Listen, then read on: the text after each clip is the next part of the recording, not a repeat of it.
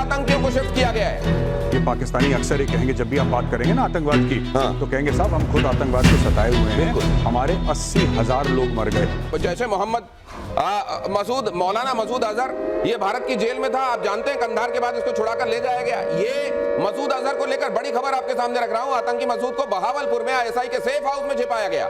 जैश के आतंकी कैंपों से भी आतंकियों को शिफ्ट किया गया है। ये इसके बाद मुझे लगता है किस मुंह से ये दुनिया से ये कहते हैं कि नहीं नहीं हम तो खुद आतंक के सताए हुए हैं और आप एक काम करो हमको मदद देते रहो, जिसको आप भीख कहते हैं। जी देखिए, इनका ये कहते हैं कि हमारे 80,000 लोग मार दिए।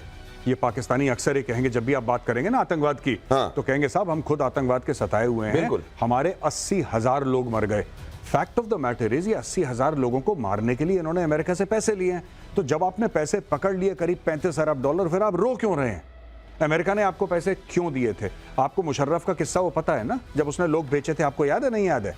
लोग बेचे थे 4,000 आम पाकिस्तानियों को, जिनका अलकायदा और इस्लामिक स्टेट से कोई लेना देना नहीं था। कोई कबाब बेचने वाला, कोई फल बेचने वाला, कोई दुकान में नौकर, कोई म्यूनिसिपैलिटी में काम करने वाला।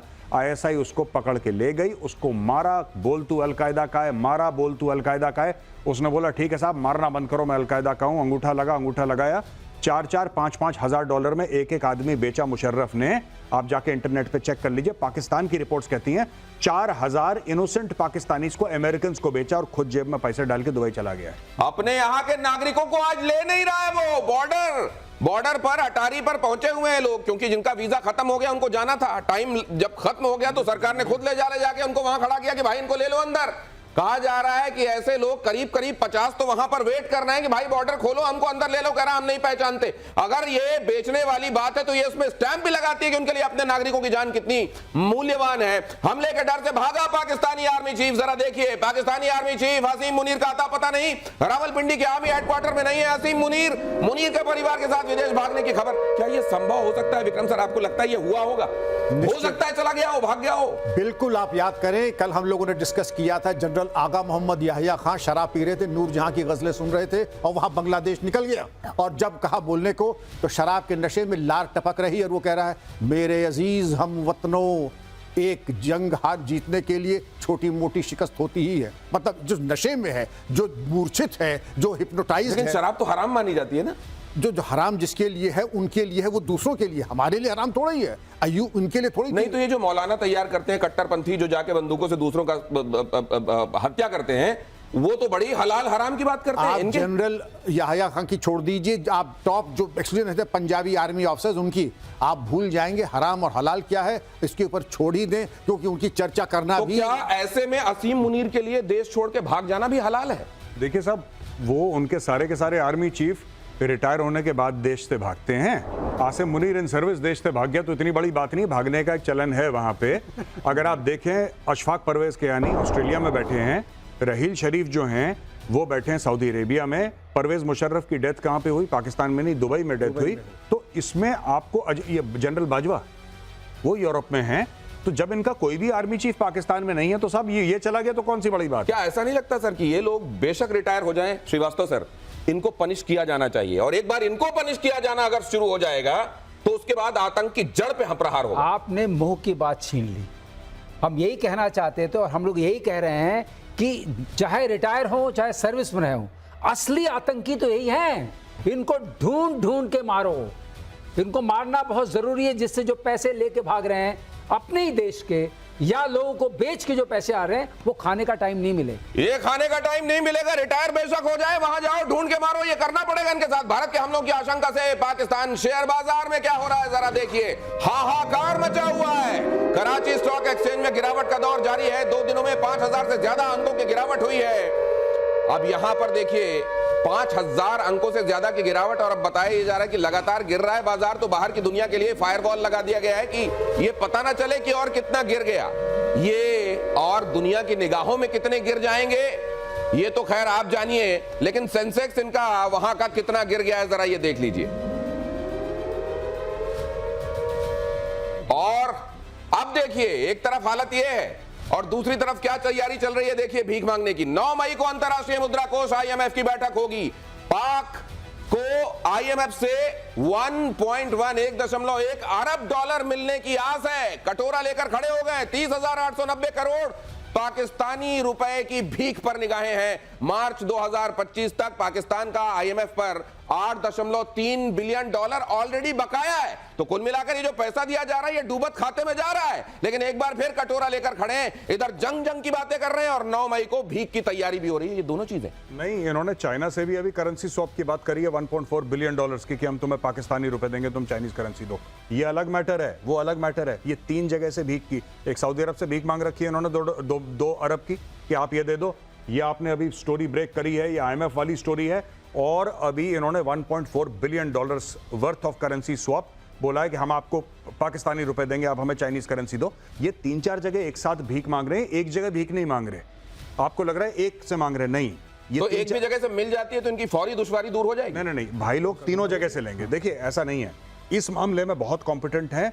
और भीख लेने के मामले में पाकिस्तान का वार कभी खाली नहीं गया। मैं आपको बताता हूं दिनेश, ये जब जाते हैं मिशन मोड में जानते हैं, उनका प्रधानमंत्री जो है, इनका आर्मी चीफ है, उन्होंने, आपको पता है शहबाज शरीफ ने आर्मी चीफ के बारे में क्या बोला कि जो हमें लोन मिला है, जो हमें ग्रांट मिला है सऊदी अरब में, मैं अपने सिपा सालार को कांग्रेचुलेट करता हूं और उनको थैंक यू कहता हूं, उनको शुक्रिया अदा करता हूं। अगर ये नहीं होते आसिम मुनीर तो हमें पैसे नहीं मिलते। उनका चीफ ऑफ आर्मी स्टाफ भीख मांग रहा है और वो पब्लिकली उनको कांग्रेचुलेट कर रहा है और थैंक यू बोल रहा है कि सर अगर आप नहीं होते तो भीख नहीं मिलती। My God. लेकिन क्या इस तरीके में, क्या हम, वो जो दुनिया ये कहती है कि हमको मालूम है रोग स्टेट कौन सा है, कहां से पूरी दुनिया में आतंकवादी जा रहे हैं, इसी तरीके से इनको दूध पिलाया जाएगा तो फिर ये तो सपोले बनते रहेंगे सर। सपोले तो है ही है, और पैर पकड़ने की कला भी पता है कि किसके पैर से कब लिपट जाओ। पैसे मिल रहे हैं लेकिन आप उससे जोड़ के देखिए, कहते हैं हम लड़ लेंगे हिंदुस्तान से। कैसे लड़ लोगे? एक दिन का खर्चा आता है 1 अरब डॉलर। 10 दिन लड़ोगे उतने पूरे पैसे खर्च हो जाएंगे 10 दिन में। मतलब ये भीख मिली तो भी नहीं चलेगी ज्यादा। कैसे चलेगी? तो ये खबर देखिए जरा, अरब सागर में भारतीय नौसेना का युद्धाभ्यास। और ये भी कर रहे हैं अपनी ड्रिल्स, लेकिन वो ड्रिल्स में ही इनके हथियार चुक न जाएं। अलर्ट मोड पर नौसेना के युद्धपोत, एयरक्राफ्ट कैरियर, फॉरवर्ड एरिया में इंडियन कोस्ट गार्ड के पोत भी मौजूद हैं। जब यहां से ये कहा गया कि ये जो एरिया है इस जगह पर हम ड्रिल करेंगे तो बाकी के जहाज दूर रहें और इस जगह से कोई आए जाए नहीं। एक तरीके से वैसी ही नोटिस होती है जैसे नो टाइम आप सुनते हैं एयर के मामले में, ये होती है नेवल एरिया वार्निंग, और इसको लेकर भी वार्न किया गया है। लेकिन उधर तुरंत पाकिस्तान ने इसको कॉपी कैट बनते हुए नकल की इसकी, और कोशिश ये की कि हम इसके जरिए ये दिखा दें कि नहीं, हम भी पीछे नहीं हैं। मुझे लगता है कि ये भी भारत की एक स्ट्रैटेजी होगी। ये भी Gaurav, and correct me if I am wrong, यहां पे मैं एक तस्वीर डालने वाला हूं, इसको समझाइएगा। मुझको लगता है ये भी एक स्ट्रैटेजी है कि तुम ड्रिल ही ड्रिल में अपना सब कुछ गंवा दो, क्योंकि इधर तो जखीरा भरा हुआ है। तुम्हारे ड्रिल में सब जब तक बारूद खत्म हो जाएगी तब तुम्हारी तरफ वो थप्पड़ आएगा जिसका तुमने शायद उस समय कल्पना नहीं की होगी। हाँ, ये तो ये बात जो है ये कॉमन बात है। ये इकोनॉमिकली पहले गिरेगा, मिलिटरीली बाद में गिरे पाकिस्तान। ये जो आप अरब सागर का आपने पूरा ये एक इमेज दिखाई है ना, यहाँ पे गुजरात है और फिर वहां पे कराची आप ऊपर दिखा रहे हैं। देखिए साफ सीधी बात है, पाकिस्तान के पास उतना पैसा नहीं है दिनेश कि पाकिस्तान अपनी नेवी, एयरफोर्स और आर्मी को मोबिलाइज करे। ये डिविजन्स मूव कर रहा है, हवाई जहाज अपने कॉम्बैट एयर पेट्रोल उड़ा रहे हैं वहां पे, शिप्स इनके पाकिस्तानी नेवी के शिप्स यहाँ पे ड्रिल अपनी कर रहे हैं। And this is bleeding Pakistan because they don't have that kind of money. उनके पास पैसा है ही नहीं है पैसा उनके पास। ये तो वही वाली मसल हो गई कि अगर गाल अपने लाल नहीं है तो उसको थप्पड़ मार मार के लाल करो। ये तो वही कर रहे हैं। हाँ, और क्या। आप देखिए ना, अब शेयर मार्केट आपने बोला 5000 पॉइंट गिर गया। हाँ। अब ये भीख मांगने के लिए दौड़ रहे हैं। हाँ। अब वो भीख आएगी। हाँ। अब ये जो पैसा है कहां से आ रहा है लड़ने के लिए? जो ऑलरेडी भीख मांगा हुआ है पहले, उससे भीख मांगे हुए पैसे से लड़ रहे हैं। हाँ। अब उसका इनका फिर जून में इनको एक मोटी खेप देनी है, राइट? अब ये मई हो गया, अगले महीने इनको एक मोटी खेप अरबों डॉलर की वापस देनी है। मुझे तो एक टाइटल दिखाई दे रहा है किताब का जी, एक किताब का टाइटल दिखाई दे रहा है, द बेगर वॉरियर। ये मुझे लगता है कि ये होना चाहिए एक भिखारी लड़ाकू। और वो लड़ाकू किस तरीके का? जब आता थप्पड़ खाता, 65 हो गया, 71 हो गया, 99 हो गया, फिर तैयारी चल रही है। यहां पर पॉलिटिकल और military affairs, US department of state, यहां पर क्या लिखता है जरा देखिए। इंडिया, यहां आ जाइए मेजर आर्या आप। India Indo Pacific maritime domain awareness, ये पूरा असल में उन्होंने ये बताया कि हम क्या क्या करने वाले हैं, हिंदुस्तान को क्या क्या देने वाले हैं जिससे भारत और मजबूत होने वाला है।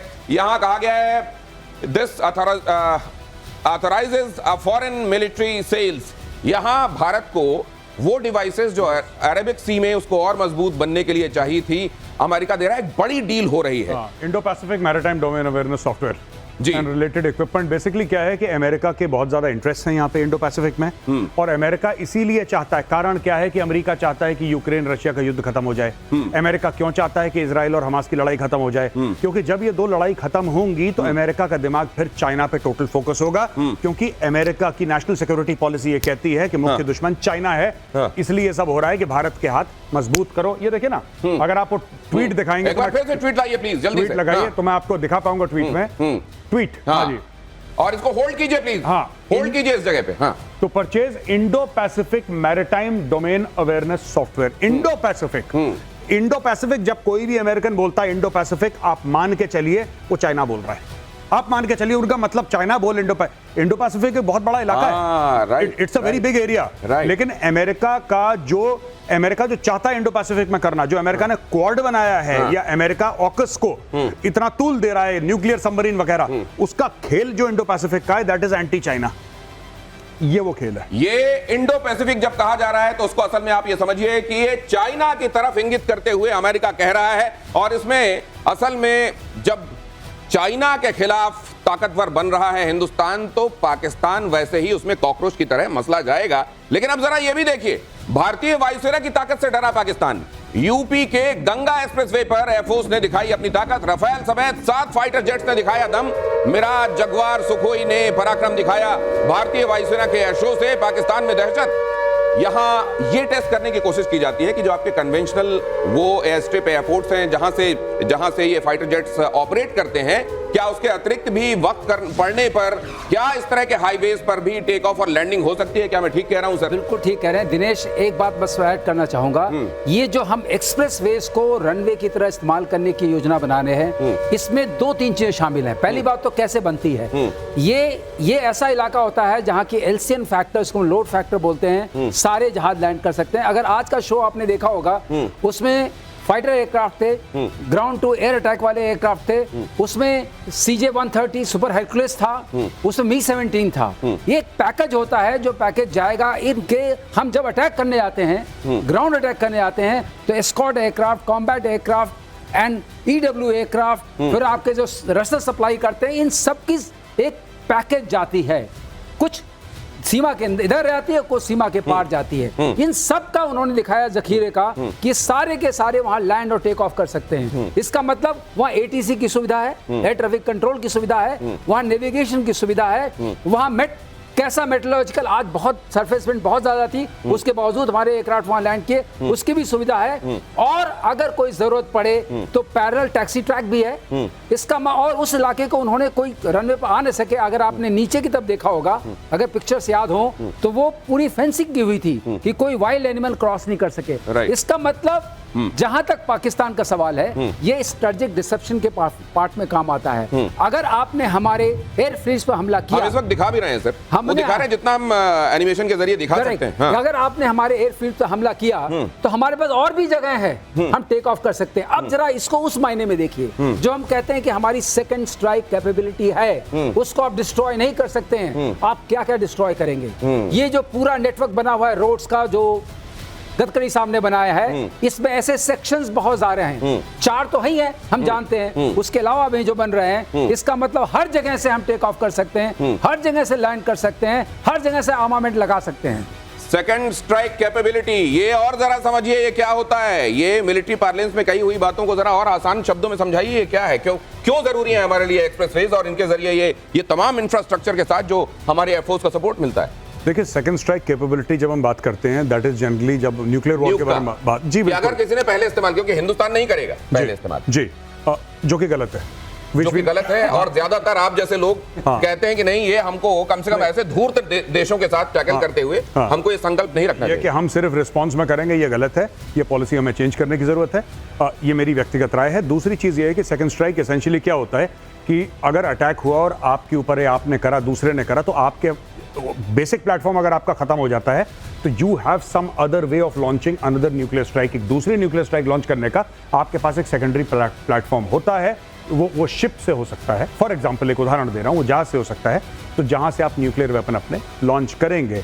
और जो एयर स्ट्रिप में, जैसा कि सर ने अभी बताया, एयर स्ट्रिप में जो आपके हाईवेज हैं, तो basically you are using the highways as an airstrip, क्योंकि कभी कभी ये भी होता है कि sir correct me if I am wrong, कभी खराब हो गई एयर स्ट्रिप, बॉम्बिंग कर दी दुश्मन ने, उसको वो कर दिया, या कहीं और आपको रुकना है। वही जो क्रेटरिंग अगर आपने कर जी, दी हमारे एयरफील्ड जी, की, जरूरत थी, बिल्कुल। तो हमें पता। और आप एक और गौरव आप बता सकते हैं अच्छी जी। तरीके से कि ये जो स्ट्रिप्स हम इस्तेमाल कर रहे हैं, ये हमारी वेस्टर्न नेबर को और नॉर्दर्न नेबर के दोनों के प्रॉक्सिमिटी में है जी, और ऐसे इलाके में है जहां हमें पता है कि हम रेयर रोड जी। हैं, वहां ग्राउंड फोर्सेस को ला करके हमें उसको हैंडल करना, प्रोटेक्ट कर सकते हैं। हाँ। तो ये कुछ चीजें जो कही जा रही हैं वो कोडेड है, मैं आपको और आसानी से समझा देता हूं कि ये जो एक्सप्रेसवेज हमारे हैं, ये चाइना की कॉलर भी पकड़ सकते हैं और पाकिस्तान को भी सही वक्त पर आंखें दिखाने के ये काम आएंगे।